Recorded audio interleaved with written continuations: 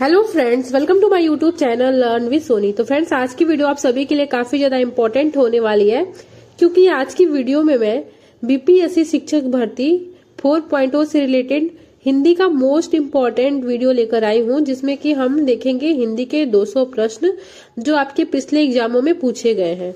ठीक है, तो वीडियो को स्किप मत करिएगा, वीडियो को पूरा एंड तक जरूर देखिएगा। और लास्ट में एक क्वेश्चन भी पूछा है मैंने आप सभी लोगों से, जिसका आंसर आपको कमेंट बॉक्स में बताना है।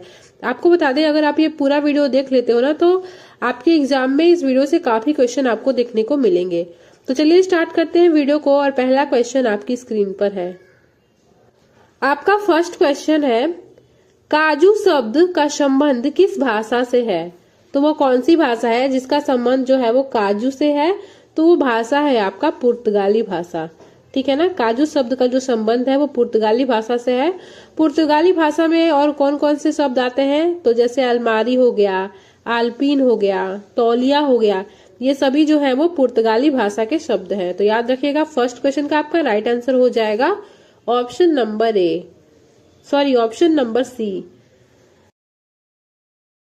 आपका फर्स्ट क्वेश्चन है, भाषा की सबसे छोटी इकाई है, तो कौन सी है भाषा की सबसे छोटी इकाई?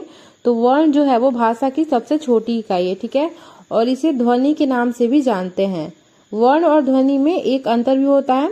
मौखिक भाषा को ध्वनि कहा जाता है, वही लिखित भाषा को वर्ण कहते हैं। अगर आपसे पूछ दे कि हिंदी में कुल कितने वर्ण होते हैं, तो यहाँ पे मैं आपको बता दूं, हिंदी में कुल 52 वर्ण होते हैं। ठीक है, डिटेल में आपको मैं बताते चल रही हूँ। आपका अगला क्वेश्चन है, इनमें से देशज शब्द कौन सा है? तो कौन सा है देशज शब्द? तो इसका आपका राइट आंसर हो जाएगा झंडा। झंडा जो होता है वो देशज शब्द होता है। ठीक है, आपका अगला क्वेश्चन है, हिंदी भाषा में वे ध्वनियां कौन सी हैं जो दूसरी ध्वनियों की सहायता से बोली या लिखी जाती हैं? तो वे कौन सी ध्वनियां होती हैं? तो वे व्यंजन ध्वनियां होती हैं। ठीक है, व्यंजन ध्वनियां वे ध्वनियां होती हैं जो किसी दूसरी ध्वनियों की सहायता से बोली या लिखी जाती हैं। तो आपका थर्ड नंबर क्वेश्चन का आपका राइट आंसर हो जाएगा option number C. Next question है, निम्नलिखित में से उद्धरण के लिए प्रयुक्त किए जाने वाला चिन्ह कौन सा है? तो कौन सा है? तो जो फर्स्ट है आपका वही होता है उद्धरण चिन्ह। ठीक है, याद रखेंगे। सेकंड होता है वो होता है विस्मयादि बोधक चिन्ह, और थर्ड को जो बोलते हैं उसको बोलते हैं योजक चिन्ह। आपके एग्जाम में पिछले बीपीएससी वाले एग्जाम में पूछा था योजक चिन्ह कौन सा होता है, तो यहाँ पे मैंने आपके लिए एक ये भी ऑप्शन रखा है। तो ऑप्शन नंबर जो सी है उसको योजक चिन्ह बोलते हैं, और ऑप्शन नंबर जो डी है उसको पूर्ण विराम बोलते हैं, पूर्ण विराम चिन्ह बोलते हैं। तो ये चारों जो चिन्ह है उसको आप अपने माइंड में याद रखिएगा। ठीक है, इन चारों में से कोई भी पूछ सकता है। नेक्स्ट क्वेश्चन है, निहार किसकी रचना है? तो किसकी रचना है निहार? तो वो है आपकी महादेवी वर्मा की। ठीक है, निहार जो है वो महादेवी वर्मा का पहला कविता संग्रह है। तो पांचवें क्वेश्चन का आपका राइट आंसर हो जाएगा ऑप्शन नंबर सी। आपका अगला क्वेश्चन है, जहां किसी की बात किसी और पर डालकर कही जाए वहां कौन सा अलंकार होता है? तो कौन सा अलंकार होता है? तो वहां पे होता है आपका अन्योक्ति अलंकार। ठीक है, अन्योक्ति अलंकार की परिभाषा यही होती है कि जहां किसी की बात किसी पर डालकर कही जाती है। ठीक है, तो 6th नंबर क्वेश्चन का आपका राइट आंसर हो जाएगा option number A. Next question है, जैसा करोगे वैसा भरोगे में कौन सा सर्वनाम है? तो कौन सा सर्वनाम है? तो यहाँ पे आप ध्यान दीजिएगा, वाक्य में जैसा वैसा जो है वो संबंध वाचक जो है सर्वनाम है। तो 7th क्वेश्चन का राइट आंसर हो जाएगा ऑप्शन नंबर बी। ठीक है, जैसा और वैसा जो है वो एक दूसरे में संबंध स्थापित कर रहा है ना, तो जैसा वैसा जो है वो संबंधवाचक सर्वनाम है। आपका अगला क्वेश्चन है, नीचे दिए गए शब्द युग्म में कौन सा त्रुटिपूर्ण है? तो कौन सा गलत है शब्द युग्म, ये आपको बताना है। तो आपके ऑप्शन ए है आकृष्ट का विकृष्ट, ये तो सही है। दूसरा है जड़ का चेतन, ये भी सही है। तीसरा है अनुग्रह का आग्रह, ये भी सही है। और ऑप्शन डी है अनंत का शांत, ये गलत है। अनंत का यहाँ पे हो जाएगा, अनंत का मतलब होता है जिसका कोई अंत ना हो, तो यहाँ पे हो जाएगा अनंत का अंत हो जाएगा, मतलब जिसका अंत हो और जिसका कोई अंत ना हो, ये हो जाएगा यहाँ पे। तो अनंत का हो जाएगा अंत। अनंत और शांत ऑप्शन गलत है। तो आपका पूछ रहा है क्वेश्चन में कि त्रुटिपूर्ण यानी कि गलत युग्म कौन सा है, तो ये हो जाएगा ऑप्शन नंबर डी। तो 8वें क्वेश्चन का आपका राइट आंसर हो जाएगा ऑप्शन नंबर डी। अगला क्वेश्चन है, विस्मय किस रस का अस्थायी भाव है? तो कौन सा रस का अस्थायी भाव है विस्मय? तो वो है आपका अद्भुत रस का। ठीक है, याद रखिएगा, अद्भुत रस का अस्थायी भाव है विस्मय। ठीक है, तो 9th क्वेश्चन का आपका राइट आंसर हो जाएगा option number A. Next question है, किस रस को रसराज या रसपति कहा जाता है? तो इसका राइट आंसर हो जाएगा आपका ऑप्शन नंबर डी, श्रृंगार रस को। ठीक है, श्रृंगार रस को रसराज या रसपति इसलिए कहा जाता है क्योंकि यह अत्यंत व्यापक है। तो आपके 10वें नंबर क्वेश्चन का राइट आंसर हो जाएगा ऑप्शन नंबर डी। अगला क्वेश्चन है, दीनानाथ में कौन सा समास है? तो इसका राइट आंसर हो जाएगा ऑप्शन नंबर सी, तत्पुरुष समास। ठीक है, दीनानाथ में तत्पुरुष समास होता है। तो 11वें क्वेश्चन का राइट आंसर हो जाएगा option number C.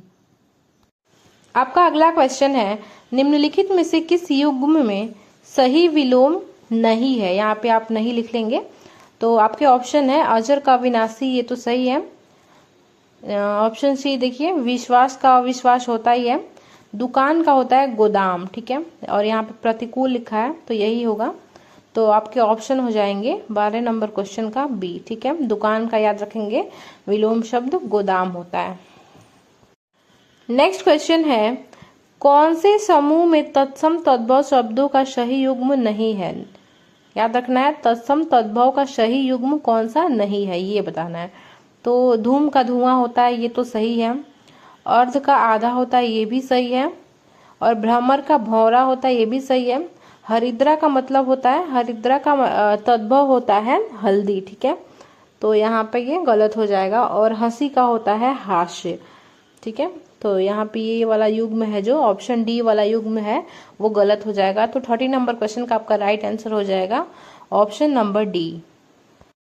Next question है, माधुर्य गुण प्रायः किस रस में होता है? तो पहले मैं आपको माधुर्य गुण की परिभाषा बता देती हूँ। तो जिसमें लंबे समासों, लंबे अनुप्रासों वाले पदों का प्रयोग न हो वहां माधुर्य गुण होता है। ठीक है, तो यहाँ पे हो जाएगा आपका ऑप्शन नंबर डी, यानी कि उपयुक्त सभी।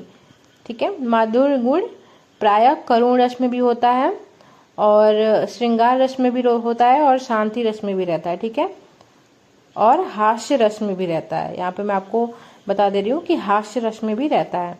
तो यहाँ पे आपका ऑप्शन हो जाएगा उपयुक्त डी। तो 15 नंबर क्वेश्चन का आंसर हो जाएगा उपयुक्त डी। अगला क्वेश्चन है, निम्नलिखित में चक्रधर का सही समास वाला विकल्प पहचानिए। तो चक्रधर का सही समास क्या होगा? तो इसका हो जाएगा आपका चक्र धारण किया है जिसने, यानी कि ऑप्शन नंबर बी। ठीक है, चक्रधर का सही समास होता है चक्र धारण किया है जिसने। नेक्स्ट क्वेश्चन है, कितनी नावों में कितनी बार के रचनाकर कौन है? तो इसके रचनाकर कौन है? तो ये है आपके अज्ञेय जी। ठीक है, कितनी नावों में कितनी बार के रचनाकर अज्ञेय जी हैं। तो 60 नंबर क्वेश्चन का आपका राइट आंसर हो जाएगा ऑप्शन नंबर बी। आपका अगला क्वेश्चन है, दो समानार्थी शब्दों की पुनरावृत्ति के बीच किस विराम चिन्ह का प्रयोग होता है?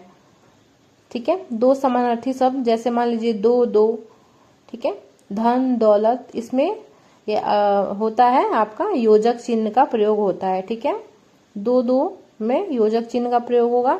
धन दौलत दोनों समानार्थी हैं तो इसमें भी योजक चिन्ह का प्रयोग होता है। तो यहाँ पे ध्यान रखेंगे, दो समानार्थी शब्दों के बीच योजक चिन्ह का प्रयोग होता है। अगला क्वेश्चन है, निम्नलिखित में से कौन सा तद्भव तत्सम युग्म अनुपयुक्त है, यानी कि गलत है? पीठ का पृष्ठ होता है, ये बिल्कुल सही है। तिनका का तीर्ण होता है, ये भी सही है। रस्सी का रज्जू होता है, ये भी सही है। और दिया सलाई का माचिस नहीं होता है, माचिस का केवल सलाई होता है। ठीक है, तो यहाँ पे ये जो शब्द युग्म है ये दोनों गलत है। तो आपका 18वें क्वेश्चन का राइट आंसर हो जाएगा ऑप्शन नंबर डी। अगला क्वेश्चन है, स्वर्ग प्राप्त में कौन सा तत्पुरुष समास है? ठीक है, तो इसका राइट आंसर हो जाएगा आपका कर्म तत्पुरुष समास। ठीक है, स्वर्ग प्राप्त में कर्म तत्पुरुष समास होता है। तो आपके 19वें क्वेश्चन का राइट आंसर हो जाएगा ऑप्शन नंबर ए। अगला क्वेश्चन है, रागी शब्द का तद्भव रूप क्या है? तो रागी शब्द का तद्भव रूप होता है रानी। ठीक है, यहाँ पे ध्यान देंगे आप, रागी शब्द का तद्भव रूप होता है रानी। तो 20वें क्वेश्चन का आपका राइट आंसर हो जाएगा ऑप्शन नंबर सी। अगला क्वेश्चन है, विलोम की दृष्टि से एक युग्म अशुद्ध है, तो वो कौन सा है? तो ऑप्शन ए देखते हैं। तो व्यास का विलोम होता है समास, ये तो सही है। ऑप्शन बी, गमन का विलोम होता है आगमन, ये भी सही है। आमीय का विलोम शामी नहीं होता है, आमीय का विलोम होता है अमृत। ठीक है, तो ये वाला युग्म है जो वो अशुद्ध है। और चौथा क्या है? निषिद्ध, निषिद्ध का विहित होता है, ये बिल्कुल सही है। तो आपके ऑप्शन जो सी है, आमीय का विलोम होता है क्या? अमृत, ना कि सामीय। तो ऑप्शन नंबर जो सी है वो इसका राइट आंसर हो जाएगा। नेक्स्ट क्वेश्चन है, जिसे तत्काल उचित उत्तर या उपाय सूझ जाए उसके लिए एक शब्द है, तो वो कौन सा शब्द है? तो वो शब्द है आपका प्रत्युत्पन्नमति। ठीक है, तो 22वें क्वेश्चन का आपका राइट आंसर हो जाएगा option number C. Next question है, निम्नलिखित में से कौन सा तत्सम तद्भव युग्म सही नहीं है? ठीक है, तो आपके ऑप्शन ए है जीर्ण का शीर्ण, ऑप्शन बी यौ का जौ, ऑप्शन सी कर्पदलिका का कौड़ी, और ऑप्शन डी शकट का छकड़ा। तो जो ऑप्शन ए है जीर्ण का शीर्ण नहीं होता है, ये बिल्कुल गलत है। यौ का जौ होता है और कर्पदलिका का कौड़ी ये भी होता है और शकट का छकड़ा ये भी होता है। तो आपका जो ऑप्शन ए है वो गलत है। नेक्स्ट क्वेश्चन है, किस भाव की परिपक्व अवस्था को रस कहा जाता है? तो वो होता है आपका अस्थाई भाव, यानी कि अस्थाई भाव की परिपक्व अवस्था को रस कहा जाता है। तो 24 नंबर क्वेश्चन का आपका राइट आंसर हो जाएगा option number C. Next question है, उसने यह घटना आंखों से देखी, प्रयुक्त वाक्य में कारक बताइए। तो यहाँ पे देखिए, हम आंखों से देखते हैं अर्थात आंखों के द्वारा देखते हैं। तो यहाँ पे कौन सा? यहाँ पे से परसर्ग आ रहा है। ठीक है, तो यहाँ पे से परसर्ग आने से जो है वो करण कारक होगा। ठीक है, ये तो आपने पढ़ा ही होगा, कर्ता ने कर्म को करण से, तो यहाँ पे देखिए आंखों से देखी, तो इसलिए यहाँ पे करण से, तो यहाँ पे इसलिए करण कारक हो जाएगा, यानी कि 25वें क्वेश्चन का आपका राइट आंसर हो जाएगा ऑप्शन नंबर सी। अगला क्वेश्चन है, सीमा कुत्ते से डरती है, प्रयुक्त वाक्य में कारक बताइए। तो इसका राइट आंसर हो जाएगा आपका अपादान कारक। ठीक है, सीमा कुत्ते से डरती है, इसका राइट आंसर हो जाएगा अपादान कारक। तो 26वें क्वेश्चन का आपका राइट आंसर हो जाएगा ऑप्शन नंबर बी। अगला क्वेश्चन है, कर्तरी शब्द का तद्भव रूप क्या है? तो कर्तरी का शब्द तद्भव रूप होता है, कर्ता नहीं होता है, कैंची होता है। हाँ, कर्तरी शब्द का तद्भव रूप कैंची होता है। ठीक है, तो यहाँ पे आपका 27वें नंबर क्वेश्चन का राइट आंसर हो जाएगा ऑप्शन नंबर बी। अगला क्वेश्चन है, आपके घर में स्वयं आया था, इस वाक्य में अधोरेखित शब्द का सर्वनाम का प्रकार बताइए। ठीक है, तो स्वयं आया था, तो इसलिए इसका आंसर हो जाएगा निजवाचक सर्वनाम। ठीक है, 28वें नंबर क्वेश्चन का राइट आंसर हो जाएगा ऑप्शन नंबर ए। आपके घर में स्वयं आया था, यानी कि मैं खुद से आया था ना, तो इसके लिए हो जाएगा निजवाचक सर्वनाम। आपका अगला क्वेश्चन है, 5 नदियों के समूह को किस नाम से संबोधित किया जाता है? तो इसका राइट आंसर हो जाएगा आपका option number D, Punjab. Punjab को 5 नदियों का समूह भी कहा जाता है। तो 29वें क्वेश्चन का आपका राइट आंसर हो जाएगा ऑप्शन नंबर डी। अगला क्वेश्चन है, चतुर विद्यार्थी से प्रश्न पूछो, वाक्य में विशेषण है। ठीक है, तो विशेषण का क्या होता है अर्थ? तो विशेषण का अर्थ होता है कि संज्ञा की विशेषता बताने वाले विकारी शब्द को विशेषण कहते हैं। ठीक है, तो यहाँ पे चतुर जो है वो किसी की विशेषता बता रहा है, तो इसीलिए यहाँ पे चतुर शब्द हो जाएगा। अगला क्वेश्चन है जो कि आपके लिए है, एक क्वेश्चन का टेस्ट है आपके लिए। बिहार का शोक किसे कहा जाता है? आपके ऑप्शन ए है कोसी नदी, ऑप्शन बी है सोन नदी, ऑप्शन सी है गंगा नदी और ऑप्शन डी है इनमें से कोई नहीं। तो इस क्वेश्चन का आंसर आपको कमेंट बॉक्स में बताना है, क्योंकि ये क्वेश्चन आपके लिए ही था। सो फ्रेंड्स, आज के वीडियो में बस इतना ही। अगर आपको वीडियो की क्वालिटी, वीडियो का कंटेंट और अपने सोनी मैम की मेहनत पसंद आई हो तो प्लीज वीडियो को लाइक और चैनल को सब्सक्राइब जरूर कर लीजिएगा और साथ ही बेल आइकन को दबा दीजिएगा, ताकि आने वाले अगले वीडियो का जो नोटिफिकेशन है वो सबसे पहले आप तक पहुंच पाए। तो बाकी के जो क्वेश्चन है हम लोग पार्ट 2 में करेंगे।